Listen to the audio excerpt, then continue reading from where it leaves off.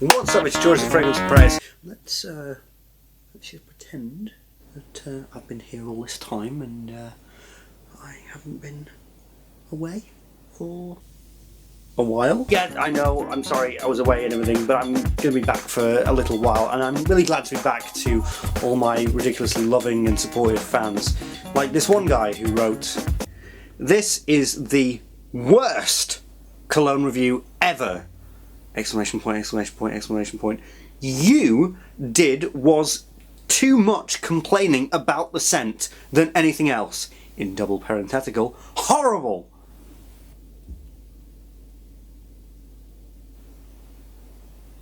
I agree with him. So let me tell you, I am a dreamer. But I have a feeling I'm not the only one. A dream, of course, is an involuntary set of perceptual phantoms caused by different stages of REM sleep, with different neurons firing and different inverted perceptual data going through the two hemispheres. Dreams can come across as very surreal and disorientating and disconnecting experiences, all drawn together by one line of narrative thread. Did you know that you actually dream on average about 15 times a night? But because of the different areas of the brain, like the hippocampus, being shut down at night, you don't remember them. Am I going off topic here? You see, dreams are a mesh of ideas and concepts that on a logical level shouldn't really work, but they strangely feel like a complete and satisfying experience. Which is rather odd, really, because that's a perfect way to describe this fragrance. So, Wilt, would you like this? Well, you're a dreamer. No, I'm going to start now. If you're looking for a new casual scent this autumn and you want something that's powerful and pungent, but also very, very casual, this has the casual it factor. If you're into herbal aromatics, this is herbal aromatic heaven. But like I said, this has definitely got a casual it factor. Signature scent worthy, absolutely. If that's what you're looking for, definitely. And also not just that, if you're looking for a classic in the game, man, this is a classic Versace the Dreamer. It's not as talked about as it once was in the community, but it's still a bona fide gem and classic. Presentation, bottle and the box. Versace the Dreamer is actually one of my favourite fragrance bottle and box designs ever, and it's especially actually the box, and I'll tell you why. I'm a huge fan of the early 1980s series Cosmos by Carl Sagan, and this really reminds me of it. They go a bit overkill, I think, with the Medusa head being extraordinarily embossed. It's almost like a 3D print in there. But you know what? They've done a lot worse. They went really over the top with Eros. But with this has a combination of respects and tributes to subtlety, which I really like. But this with the stars and the Greek, I don't know how to describe that kind of pattern. I don't know what that pattern is, but it's something that you definitely see in like Athens, in one of the old ancient buildings, and I really love that. And in the television series Cosmos, Carl Sagan would go to Greece and explore the ruins and all that kind of thing, because that was in the show they were exploring the ancient Greeks' perception of the stars and of philosophy and things like that. But of course it was made in the 1980s, so what it reminds me of, even though Versace the Dreamer came out in 1996, it's like a 1980s depiction of ancient Greek artwork and design. So that's always got me interested with that. So I'm going to give this a 9 out of 10 with presentation. So, currently I have Versace Dreamer sprayed on there. That's been going for a couple hours now, actually. That's been about like 2.5 hours. So I also have Versace. I'm about to spray Versace onto here. Now the spray is really good. Look at that. Really good mist. Wow, really nice actually. So, this reminds me of something very specific. And that's what I've called the first stage. There are 3 stages, by the way. 3 stages to this scent. First stage is the nostalgic dry cleaner. Back in the 90s when I was very young, we had a tumble dryer, and usually what you do, still do it now, you put in it like a sort of a linen or whatever, and it's a fabric, and you put it in with the dryer. I don't know actually the name of it, should have researched that, but you put it in with a tumble dryer and it gives this really nice linen kind of smell to all your clothes, and then you come out and it smells very similar to this. But as far as the notes go, this is what I'd say. Definitely lavender. My goodness, definitely lavender. Definitely tonka. Vetiver, yes. But here's the thing. Tobacco, oh god, did that the wrong way around. Versace Dreamer is a tobacco-based scent, apparently. Now maybe I've been spoiled by Tom Ford's outings in the tobacco genre, but to me this doesn't smell like your typical tobacco. And people who I know who don't actually like tobacco, I've sprayed this and they go, oh, there's tobacco in this. So it's not sort of like crazy pipe tobacco, it's not intense wet chewy tobacco, it's nothing like that. It's like a very, very clean tobacco. Now that could be with the blending, especially the blending of this and the vetiver and the lavender, but you don't get as though somebody's smoking or cigarette ash or anything like that. You don't get that harsh, abrasive tobacco smell of this. In fact, it smells very clean. It smells ridiculously lovely and very clean, and very nostalgic to me personally of getting my clothes out the dryer. So that's a very, very resonant smell. Now, like I said in the beginning about the dreams, there is a lot of odd kind of stuff going on.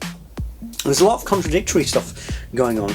There's the lavender aromatic kind of thing, but there's also a bit of citrus going on under here as well. And there's a bit of a floral aspect to it, and those are three dangerous things to meddle with. Those can be quite hard to work with together, but it really, really works.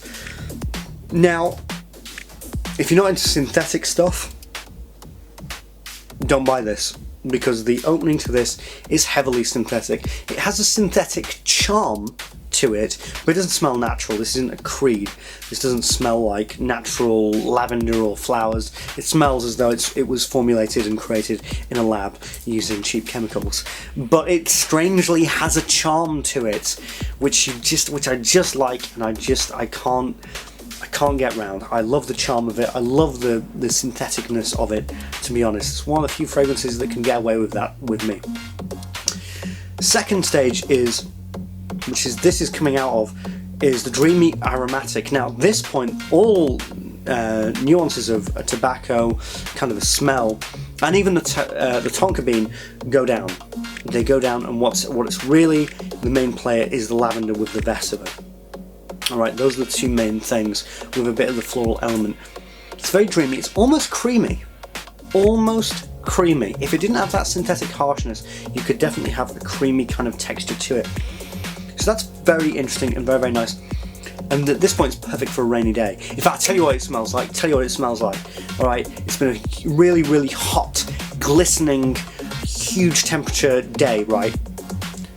Just everything's dried out. Everything's so dry and hot and whatever. And then raindrops start to fall on the pavement, and you have the dust coming up. There's an actual word for it, which I can't remember, but the water hits the dust, and it's just started to rain, and you have that smell in the air of the warm dust working with the water that's dropped down. You know that smells a very, very vivid smell, especially in summertime.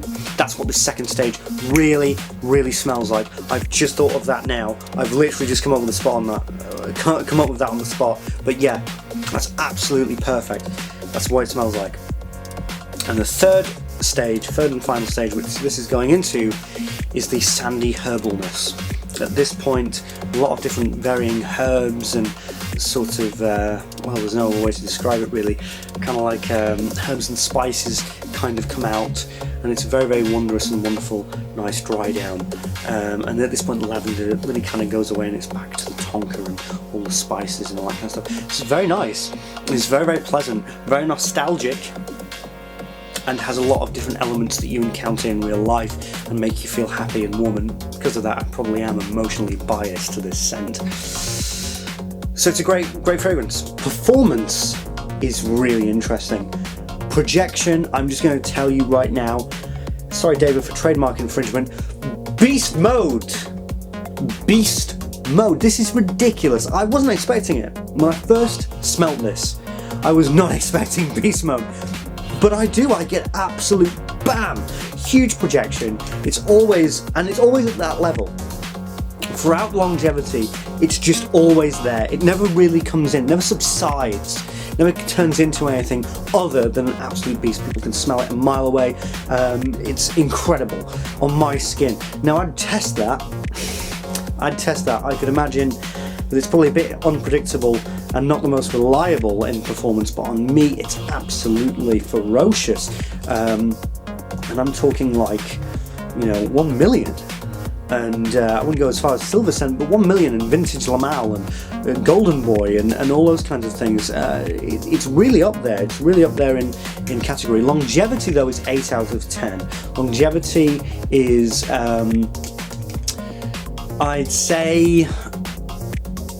I'd actually say 8 hours, 8 to 12 hours. It doesn't go past 12 hours, but about 8 to 12 hours is good, which is actually quite inconsistent with the enormous beast of projection that I get.